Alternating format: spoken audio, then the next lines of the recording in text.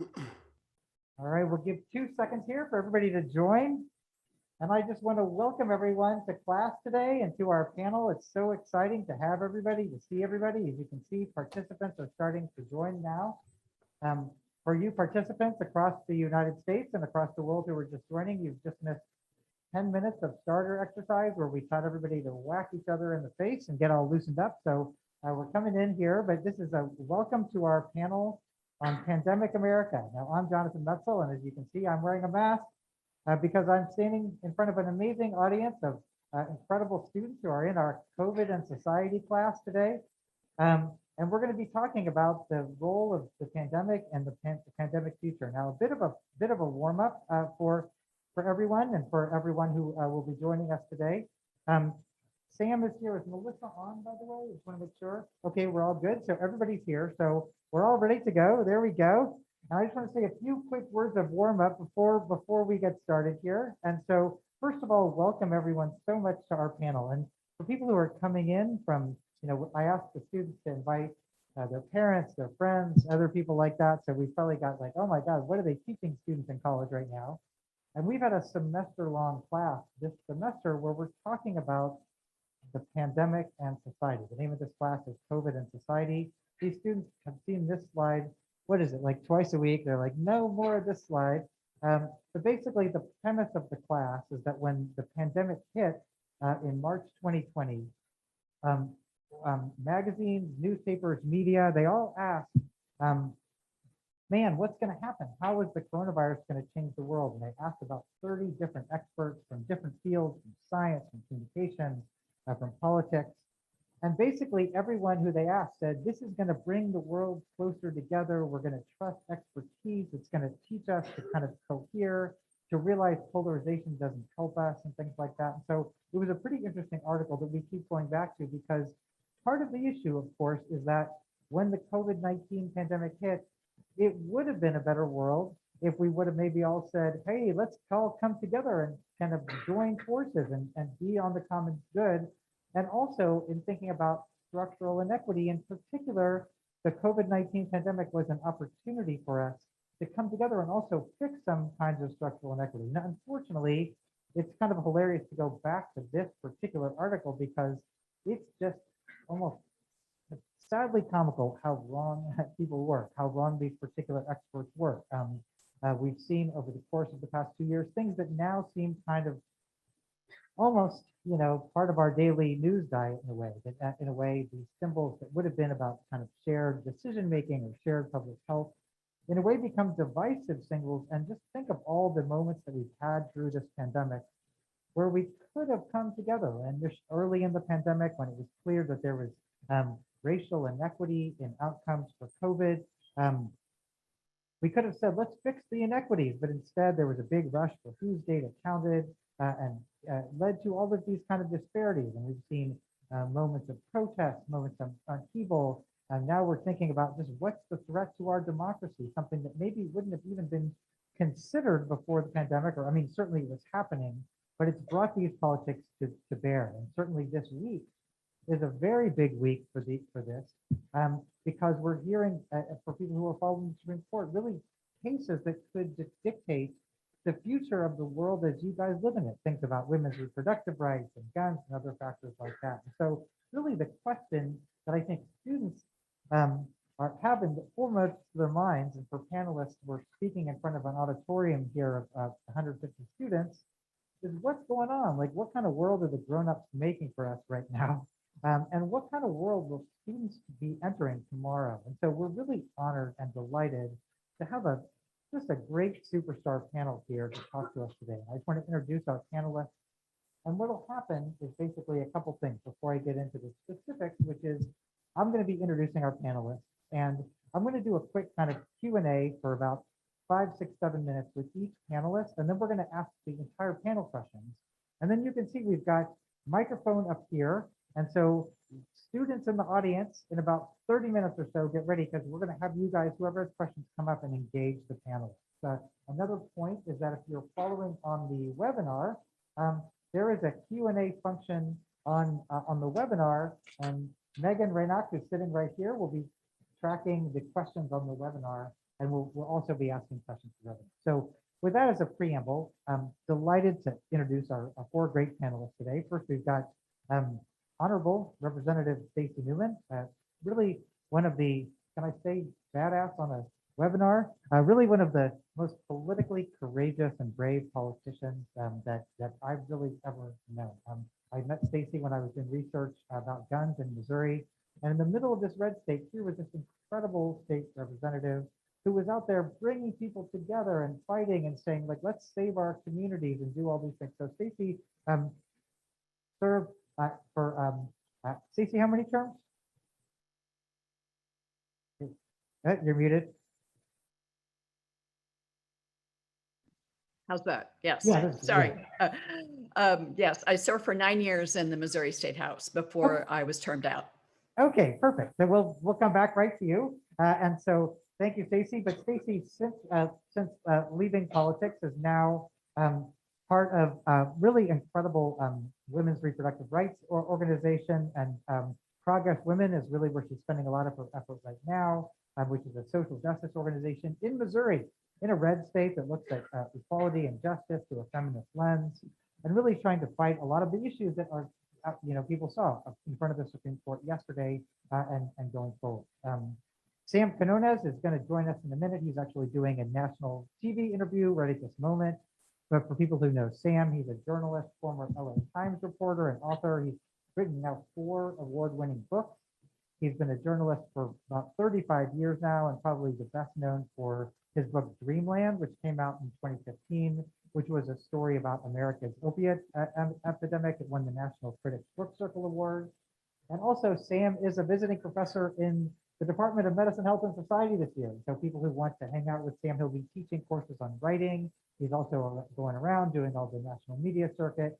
And he just had a book come out, The Least of Us, which his first book was about opiates, and now he's looking at designer drugs in the United States. So he'll be talking about addiction. We've also got my dear friend, Melissa Harrisbury, who's so nice of you to join us today. So Melissa is pretty much, I could just introduce Melissa for the next hour, but we don't only have an hour here, but Melissa is an incredible academic, activist, media presence, just named the host of The Takeaway, a national, international show on National Public Radio. Melissa is a professor at Wake Forest, a presidential endowed professor, and leads all of this incredible stuff. Please follow her, look her up, and also is the author of a bunch of important books, including Sister Citizen, Shame, Stereotypes, and Black Women in America. And we've got our own friend, CRW, who is a co-instructor of this class. Professor Randa Williams is also her own very powerful media presence, who is on the road right now doing media superstardom. Caroline is an incredible writer in residence, professor at MHS.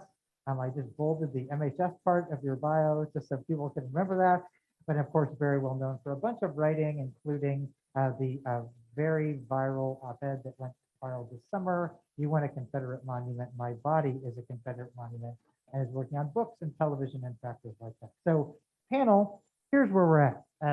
We're going to talk just a little bit about the future of the world. And I'm just going to ask you each to just riff for about 5 minutes here, if that's okay. And I'll ask you some questions, but we've got it kind of divided that Stacey is going to just say a few things about women's reproductive rights. Sam, when he joins, will be talking about the future of addiction. Melissa will be talking about the future of social justice or politics. And Caroline will be saying a few things about the future of narrative. Now, as a warm-up, let me just tell you the kind of questions we've been asking in this class. So the guiding questions of the class, first, in terms of the pandemic, it's kind of like, how did we get here? What have we learned and where are we going? So those are kind of the framing questions just of the class itself. And we had a cool week on the media a couple of weeks ago. And we did kind of break down those questions into stories, right? Ripping off of some of the things that Caroline was saying, just about how has the pandemic changed your field, your life, your sense of what you do, the way you narrate yourself for other people. And so I thought these kind of questions were just helpful in thinking just about, hey, tell us where you're at in 5 minutes or something like that. But that's kind of where we're at. And so with that as a preamble, why don't we start with you, Stacey? We've got you up on the big screen. You're in front of a big auditorium of students. Can I do that? Change and so Stacey, why don't you get us going in just in a couple minutes, just riffing off of some of that stuff. Tell us what you've been up to and how you're feeling about the state of women's reproductive rights right now.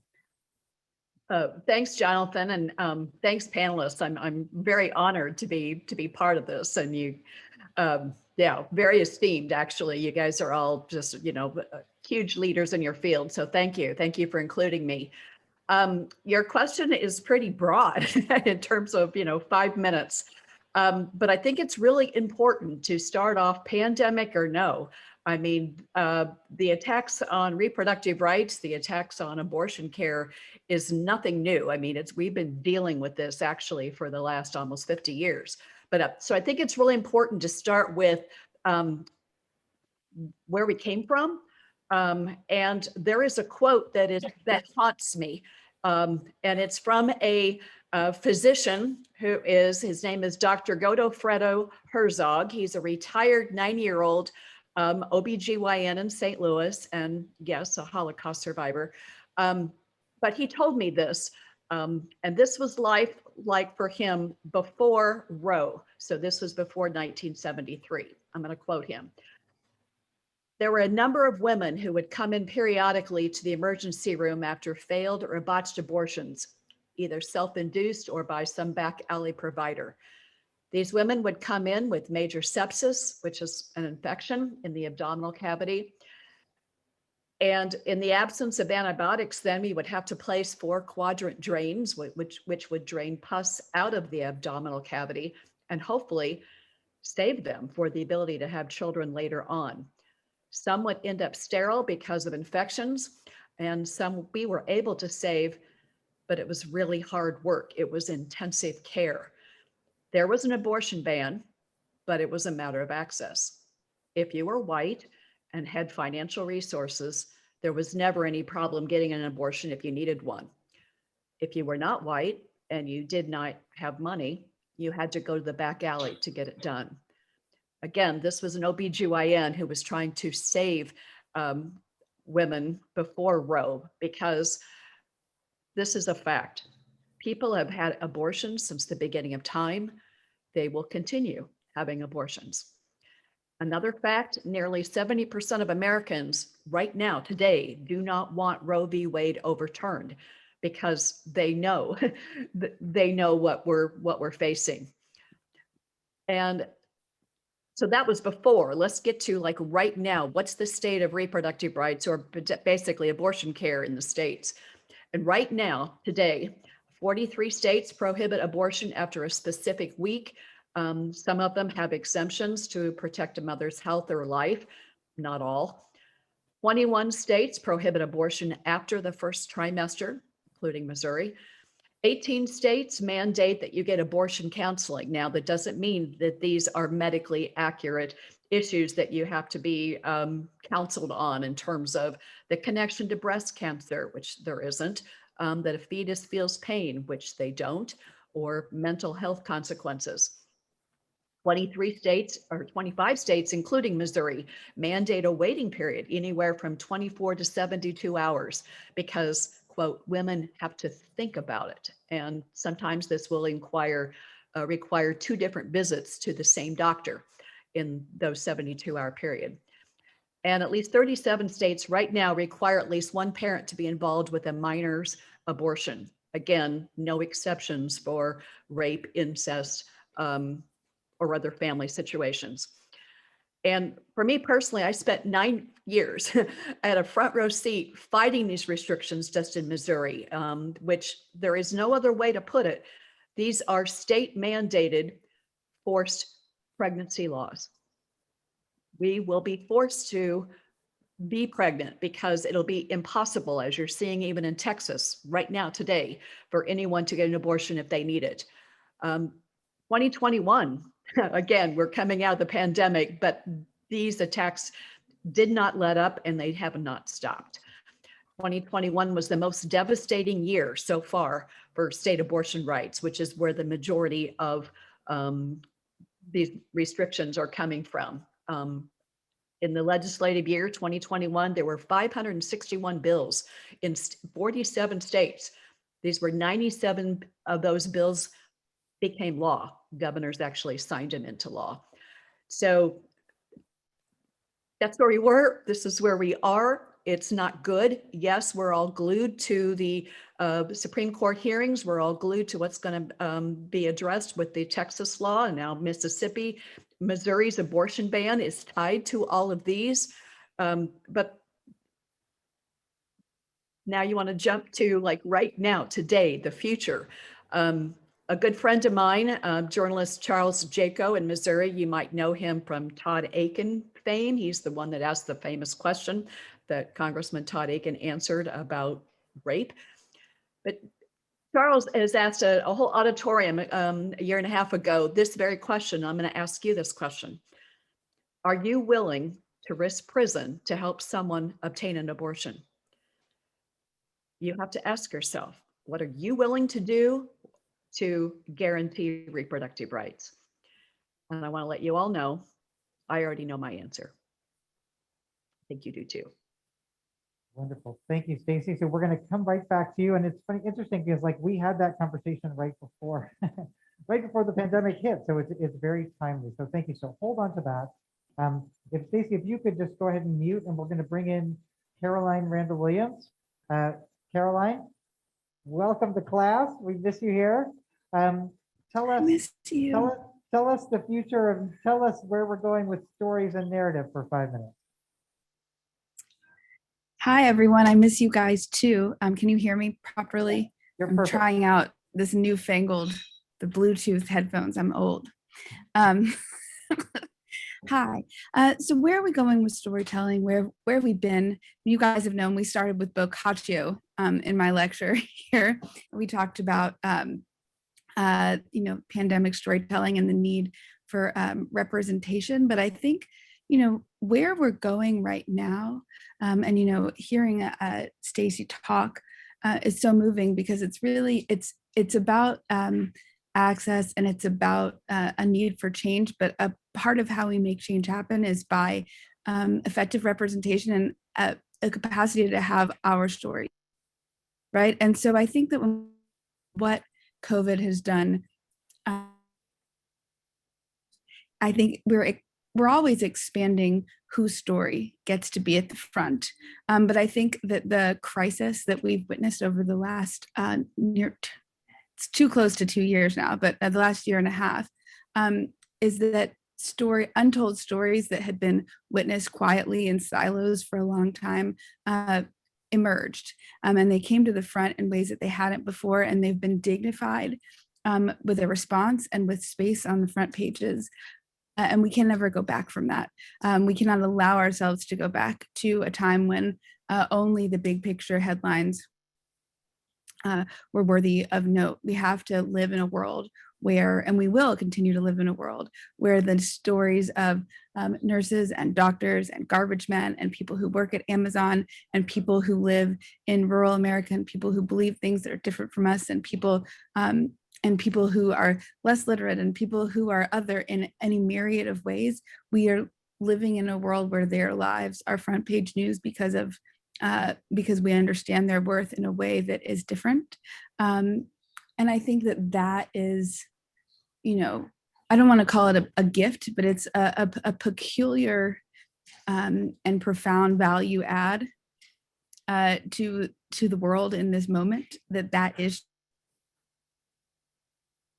I think that obviously we have to be faithful custodians of that growth, right? We can't become complacent and let the stories of people whose stories had been untold recede again as we return to some kind of normalcy. I say from, with a mask by me and AirPods in 2021, but we can't let it. As the world returns to some kind of normal, we can't let that.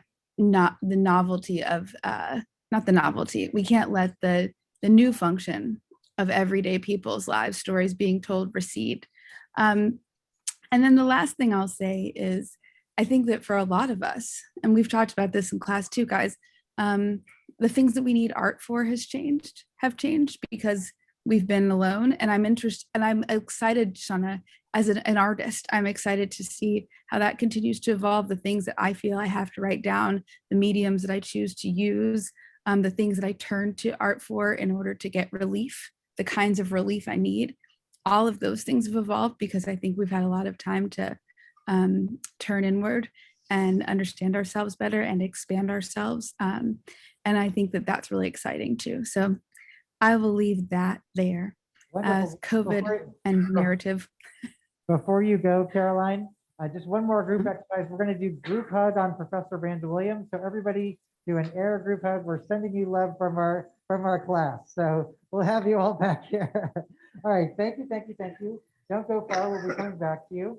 Now let me again say that we're going to now go to Professor Harrisbury, and students get ready because the last 30 minutes of this, we want to hear what's it like to be a college student during the pandemic. That's going to be the conversation that we're going to be having.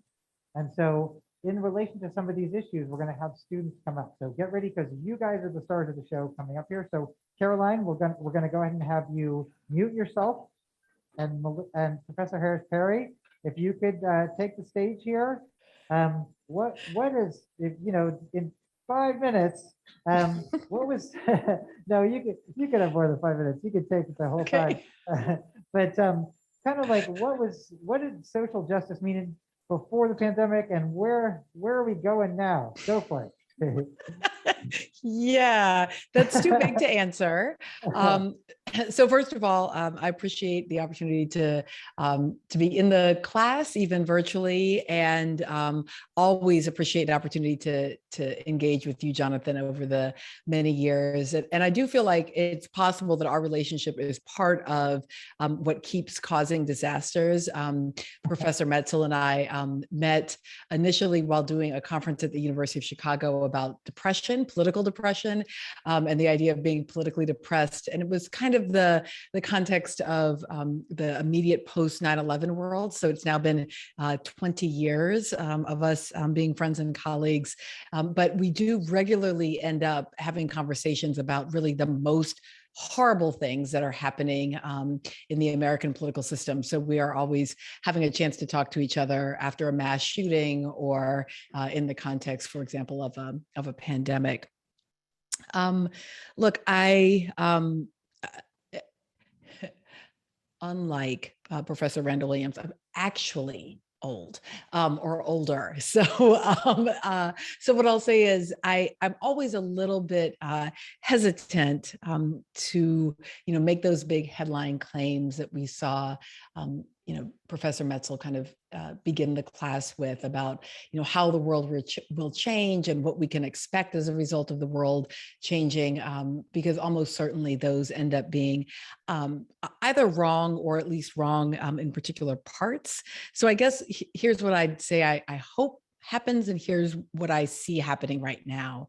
On the question of social justice movements, which I was asked to reflect on, to me, one of the great lessons of this moment is the importance of incentives and structures rather than the critical role of conversation and argument.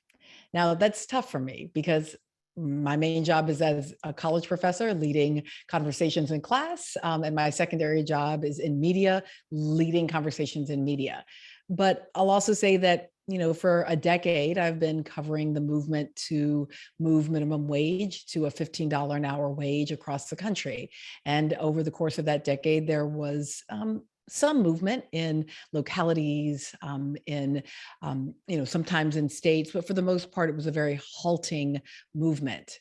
And then over the course of the past 6 months, we have seen wages rise fairly rapidly and dramatically, and particularly in very entry-level minimum wage positions. We are now seeing, I live in North Carolina, which again is a Southern at-will state, not a labor union state at all. And we see, the local McDonald's here are now, paying $13, $14, $15 an hour.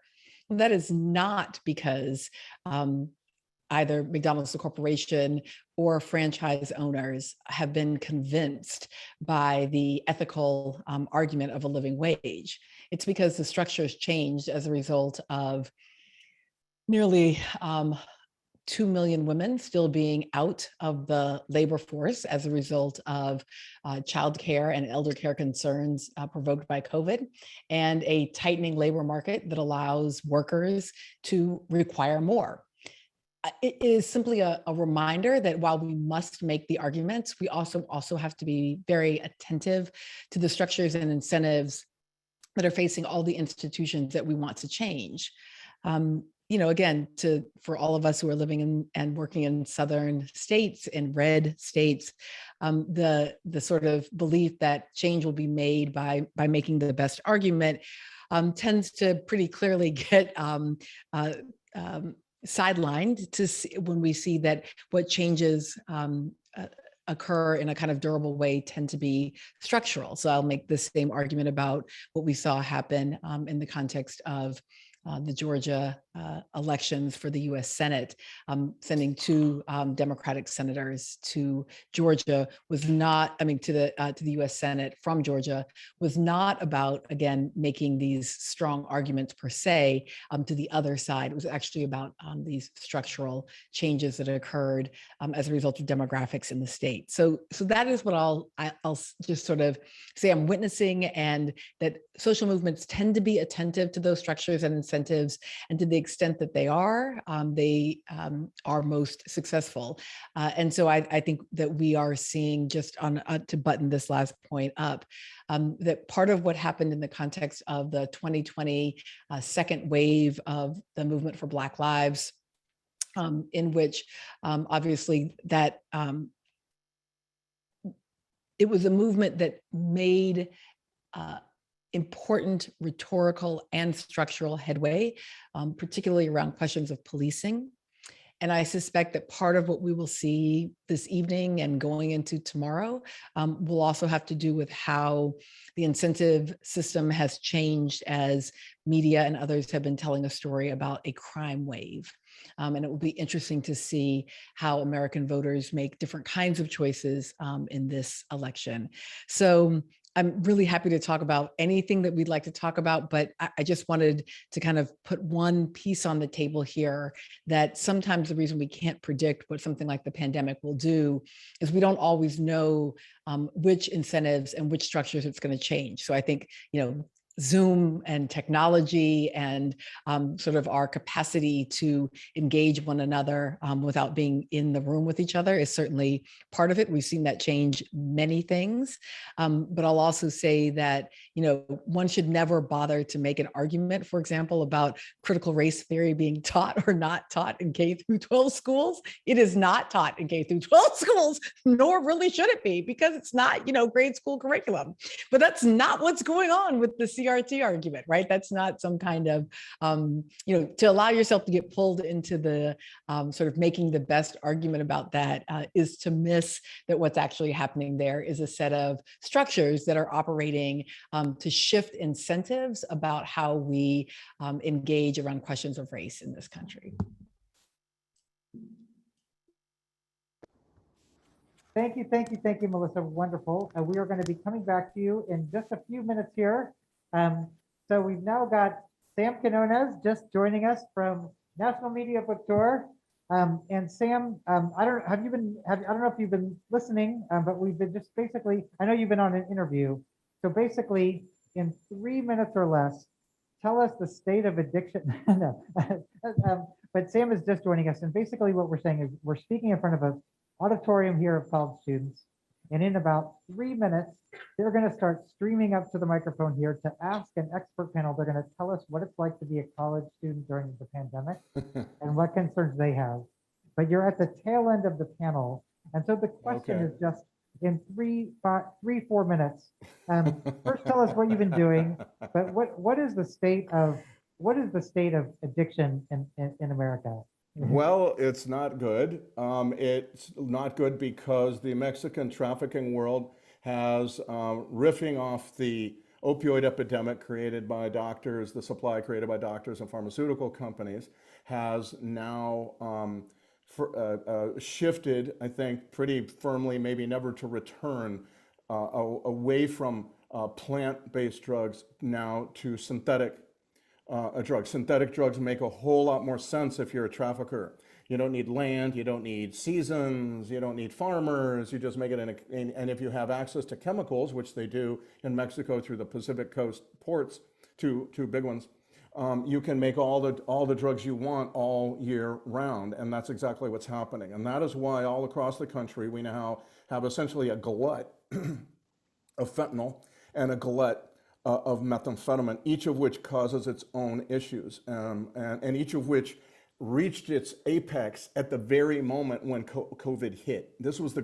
one of the great tragedies, I should say, of COVID, was that it happened just at the moment when the country was fully saturated with the two most dangerous drugs we've ever known in the history of our country, in a way that these drugs were as cheap as drugs have ever been on the streets of America. And this is why you began to see people dying of overdoses in record numbers. Also, as I said in an Atlantic piece, and that's part of my book that's out today, which is the reason I was on interviews for the longest time all day today. It's been interview one after another. You began to see people dying of fentanyl, but then also the methamphetamine that they are now producing in Mexico is a new way of making meth, and using a wide variety of toxic chemicals, industrial chemicals, very common chemicals, that can be used in enormous quantities because they can get these chemicals from the world, and they are now producing that methamphetamine in just staggering quantities, lowest prices ever all across the country, running out all those shake and bake producers that we saw in Tennessee, Ohio, Indiana, and so on, the local producers. But it's also very important to this story has been accompanied by a very acute, very intense schizophrenia. And so you're seeing schizophrenia spread across the country, paranoia, intense paranoia, hallucinations on part of users, and very quickly folks like that can't really live with anybody, and so they are very quickly rendered homeless. So you're seeing a widespread swath of mental illness and homelessness. The root cause of let me put it this way, the root of which I think it's very clear on the street, is this new methamphetamine that they're producing out of Mexico and selling up and bringing across here in just unprecedented quantities. Is that 3 or 4 minutes? I don't know. That is 3 or 4 minutes, and we're going to come back to you. I mean, okay. It's interesting. So thank you all panelists, and I'm going to put this. Let me just see here on for the country. I'm going to go on gallery view here. So we've got everybody up here on the screen, and I'm going to ask students. You've got pretty esteemed panel here. And I think the panel would also like to hear now, what's it like? What are the issues that are concerning college students? And so somebody be brave and come on up to the microphone. And as we do that, let me just say, as students start to stream down, and if not, I'm, as they know, going to call on everyone named Noah to come up.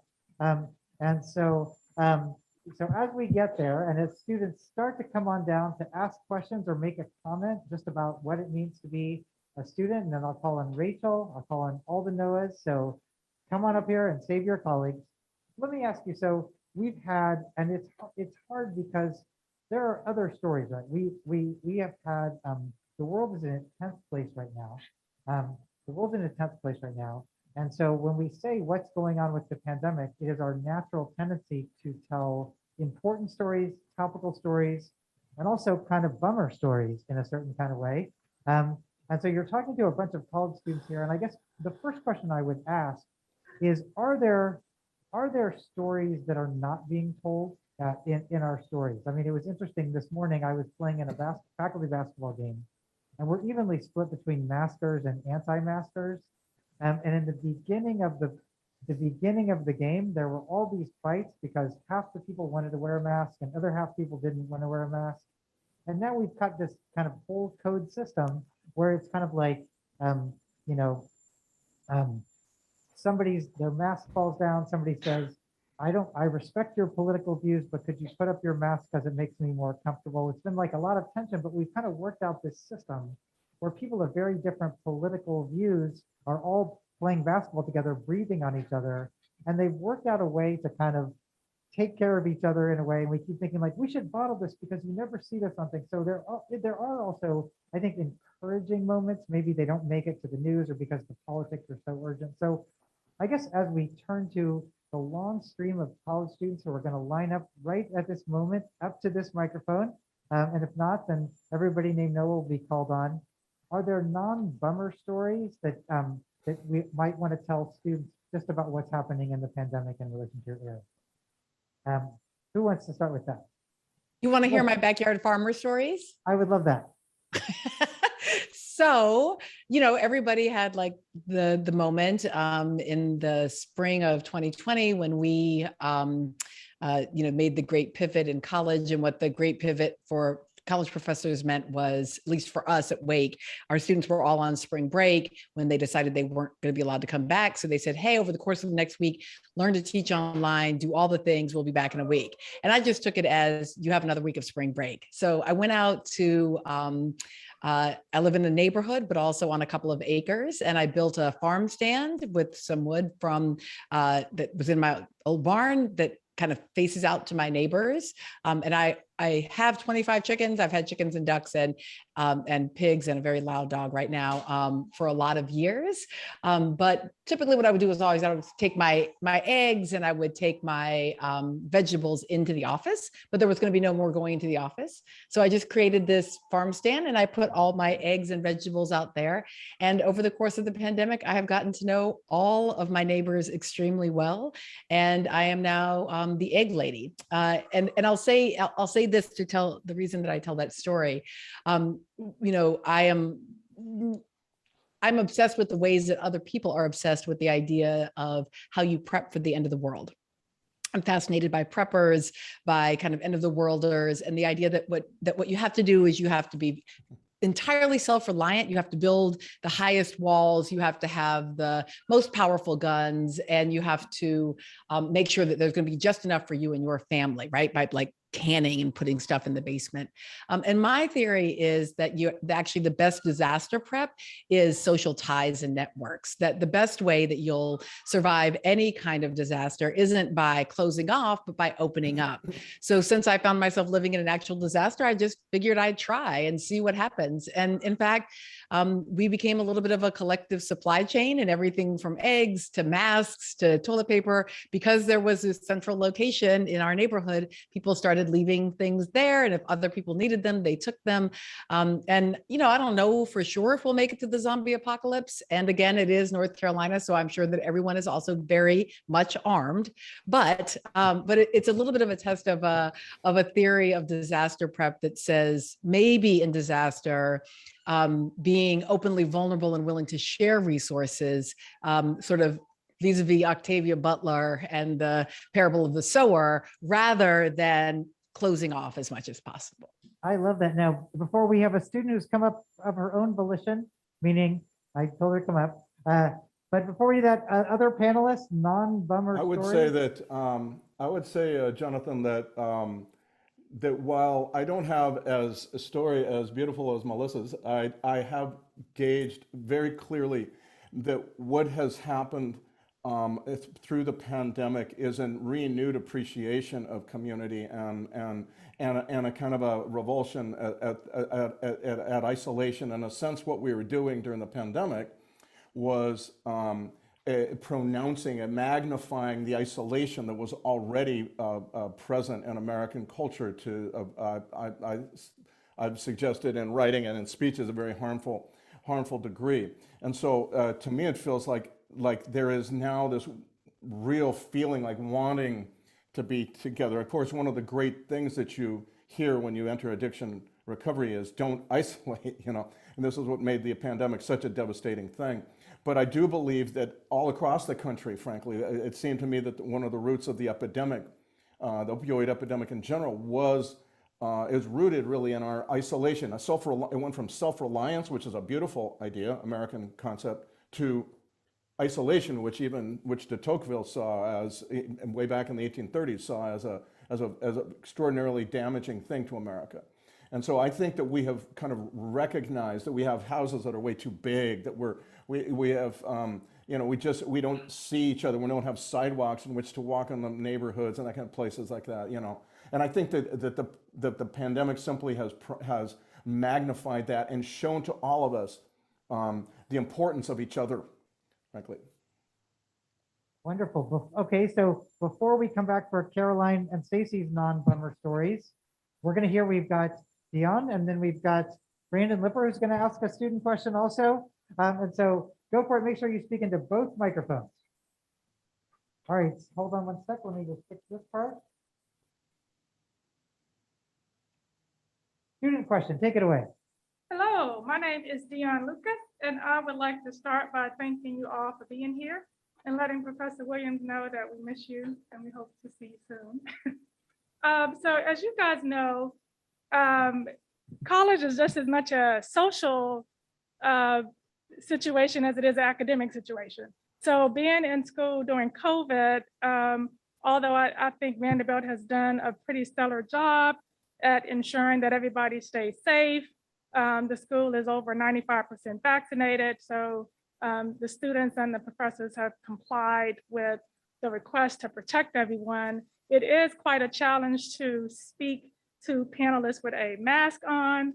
It is also a challenge to get to know your classmates better because we are in masks and we don't really know what each other even look like outside of the classrooms. But we're happy that we can at least be here. We know that there are many students that cannot still have the experience at all. So we are very appreciative of it. And we're appreciative to be in a COVID and society class to talk about it.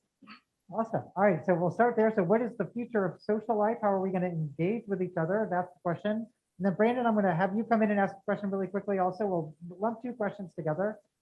And then is Rachel here or Noah? If your name's Noah, come on down also.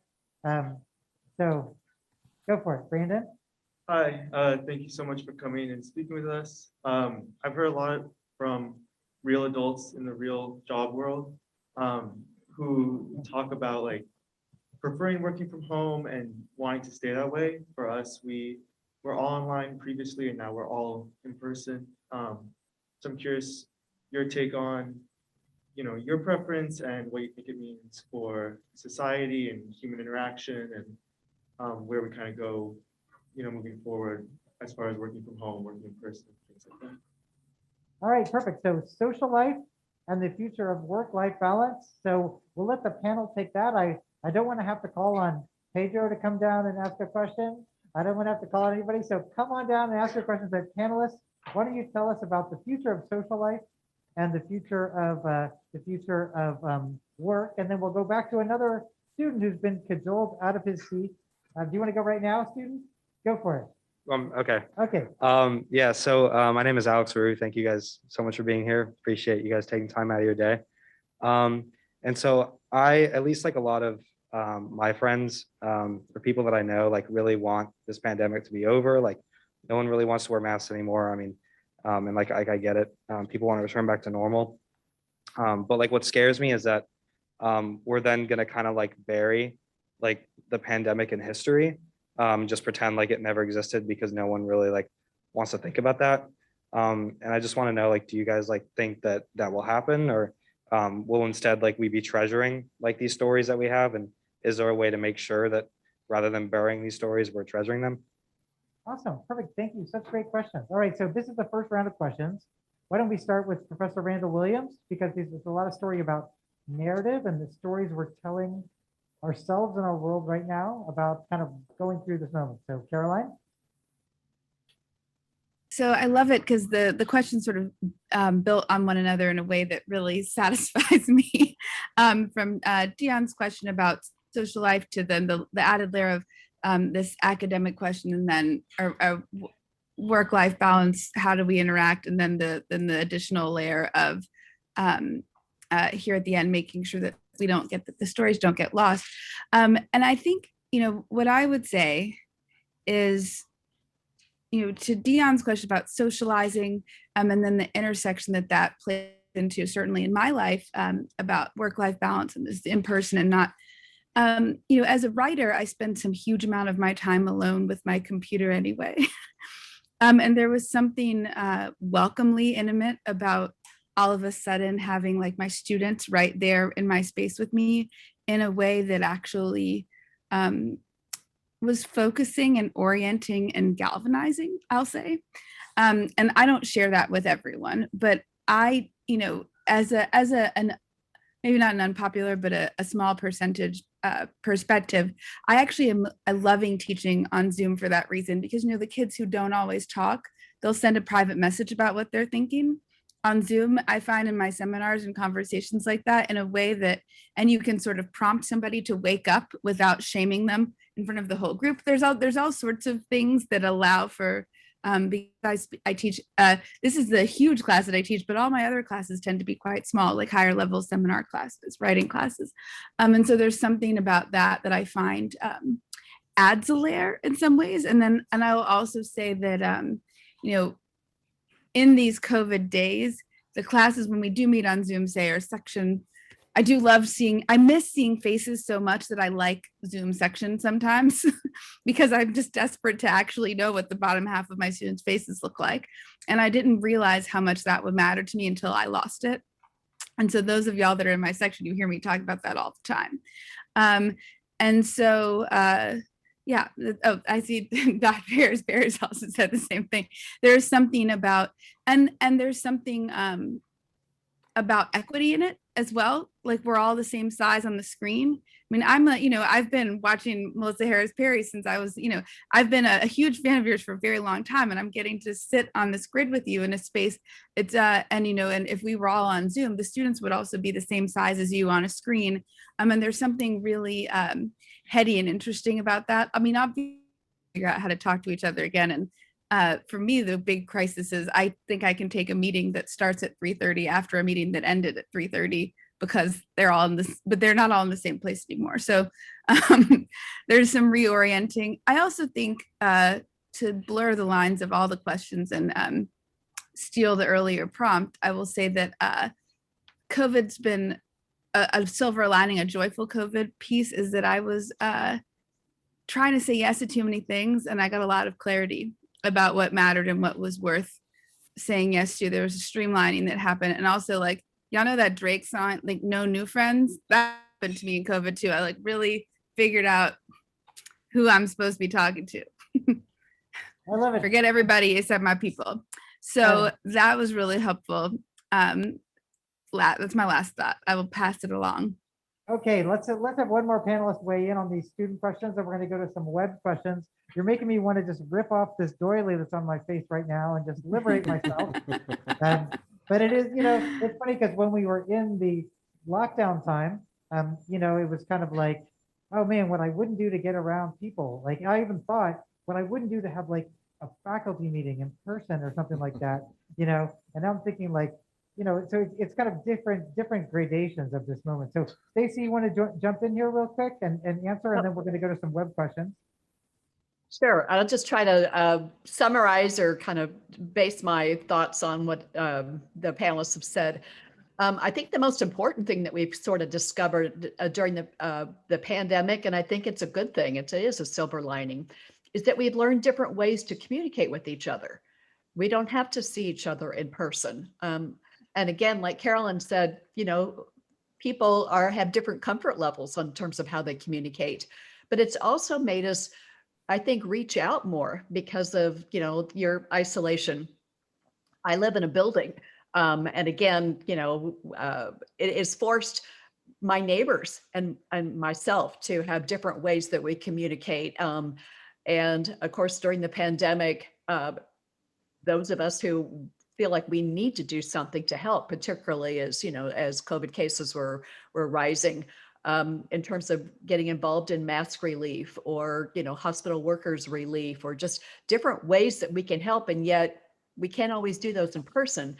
And I just discovered through email, through probably less through phone, but mostly through email and social media, we can still, and of course Zoom, we can still reach out and communicate with each other. And it kind of forced us to do that a little bit more instead of, just relying on being in person. So I think in terms of your work, college life, I think depending on like where you are, I've made a ton of new friends in the past year and a half, people that I would have never talked to or had any ways of reaching, because I think particularly in 2020, it was all about helping. I think that's what most of us wanted to do. And of course, it might have galvanized those who don't want to help and who are more on the anti-science bent.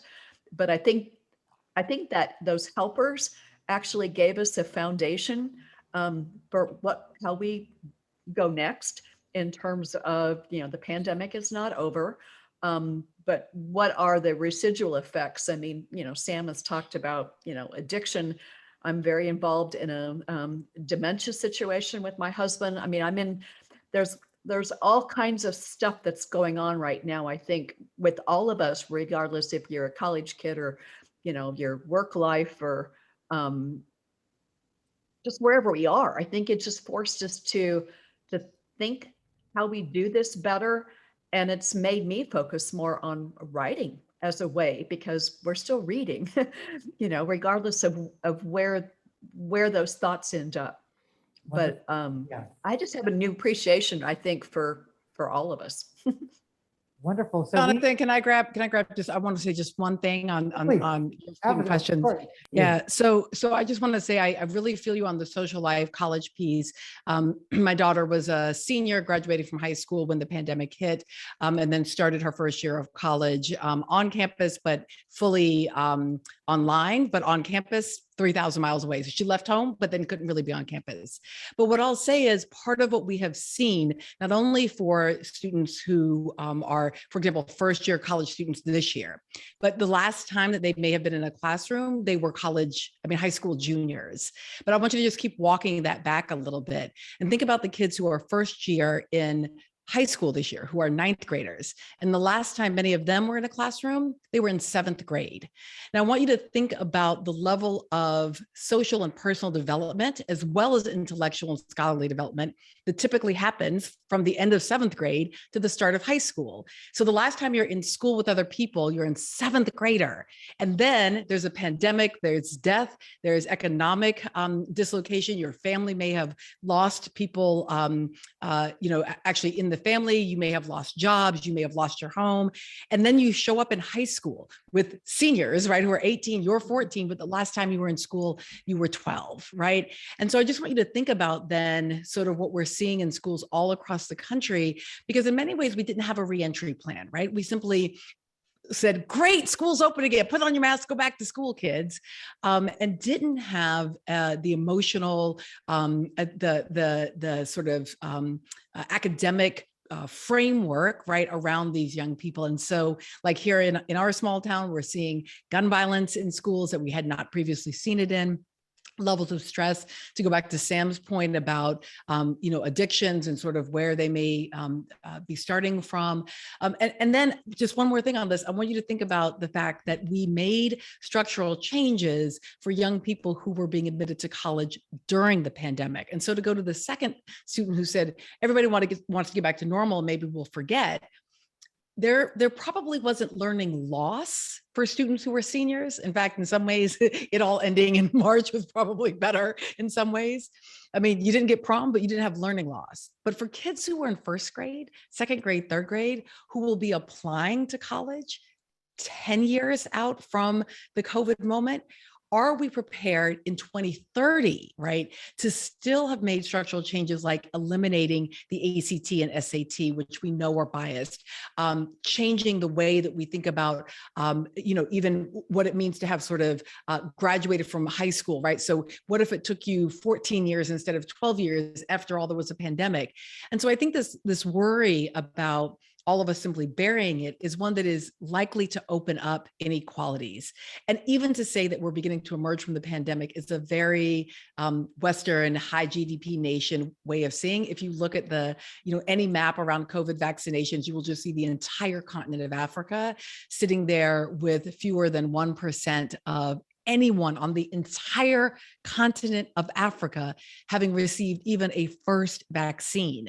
So there are parts of the world where we are not anywhere near the end. We're still very much in it. So I'll just say that for all of this, even as we reflect on our personal and very important sort of stories, to remember that one of the great lessons of COVID is that it took all those inequalities and pulled that gap open even more widely.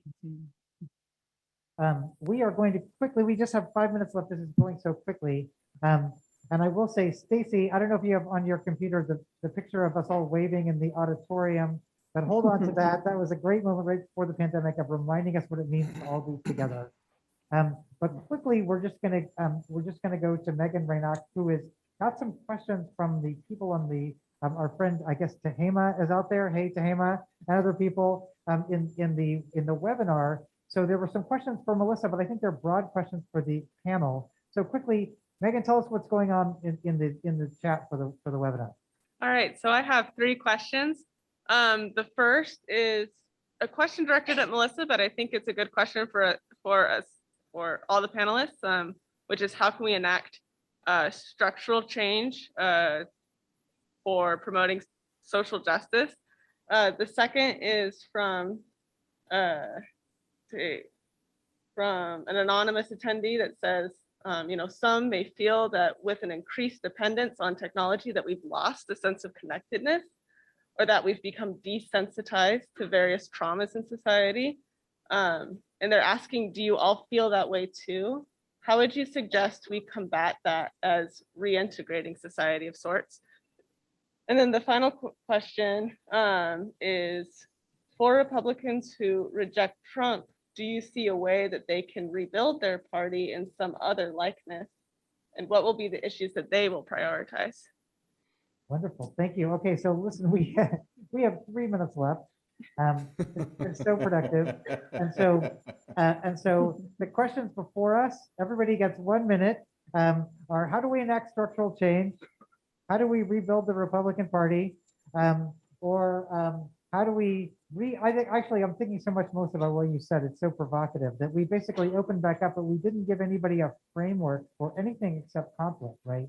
Social media monetizes conflict. So we re-entered in a way that automatically put this is the inevitable outcome of the structures that we built, is this level of conflict on every level. So what's a better way to re-enter society? Why don't we go with that as a question? Everybody gets a minute. Stacey, we'll start with you. Okay. To me, the biggest answer to all those questions, I mean, it's impossible 1 minute, but the biggest answer, and it's what I'm thinking even for myself, is what can I do just myself? And I think it's involvement, whether it's run for office, be an activist, get in the streets. I mean, just whatever. We no longer, I think, can afford for any of us to sit back. I mean, all of this stuff, this anti-science stuff specifically, has been brewing for years. And I think the biggest answer is figure out how you can do something. And you're not going to know, not one person's going to change the world, but every single voice right now, whether it's voting, run for office, being an activist in any way, I think is vital. I think I would agree with Stacey on that this is an important thing, but I would take it a slightly different idea, while agreeing with her on social and political involvement. And I say this because as part of my next book, I did this quite a bit. I hung out with people who are not of a political persuasion throughout the writing of the book. And my feeling is we need to work beyond that. That is a construction produced for us by Facebook, Twitter, variety of social media platforms, cable news, and talk. And once you get down into a more basic, small scale community level of human face-to-face interaction, you find that while you probably won't agree on something with regard to, say, guns or abortion or a variety of other things, there are a wide range of ways of working with those people. And if that is the country we have to aim for, not this virtual civil war That is not, it doesn't matter how involved we are. If we are like deciding we are never going to talk to those people, we are never going to be involved with those people, we don't want to know them, they're hateful, they're racist, et cetera, all that stuff. Some of that might be true, but I think that if you do that, then what you're aiming for is the kind of civil war polarized way of this country has morphed into, due largely, I think, to a lot of the media formats that we have in the country today. So I would say take it a step further.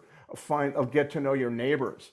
Get to know people who you're probably certain you don't agree with on politics, and speak to them anyway. Go out for coffee with them. Have a barbecue. Go to do something that brings you together with them, because otherwise, it doesn't matter how involved you are. If the separation is so severe as it seems, you will be stymied in almost everything you try, and that is my feeling about how what this pandemic is showing us, and what and I frankly think what the media landscape is showing us too. We need to get that human interaction at a basic political, a human level that we haven't had for a long time.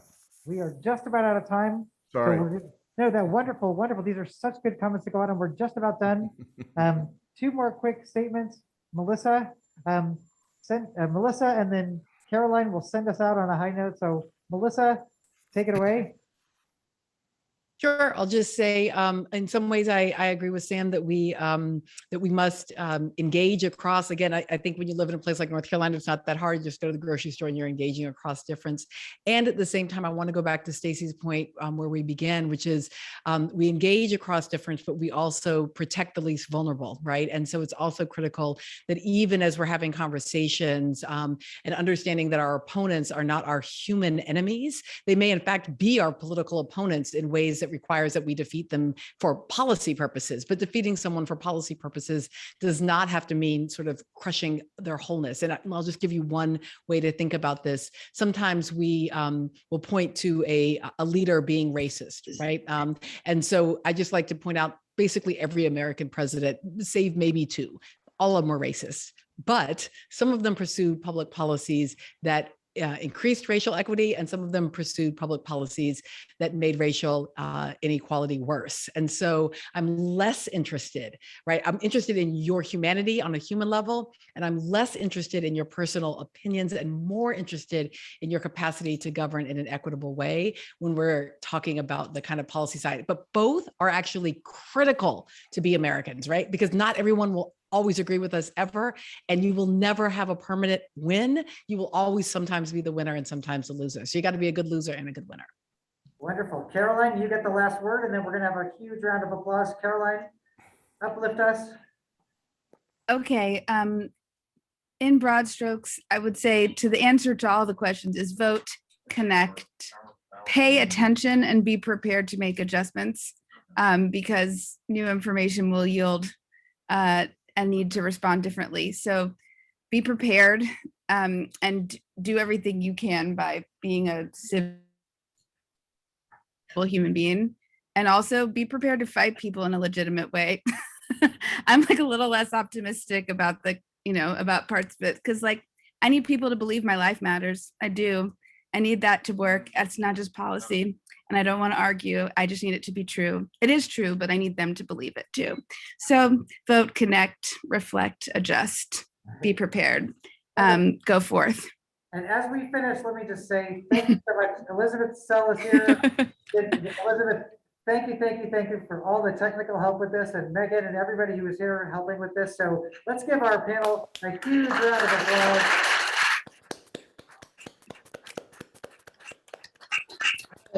Thank you.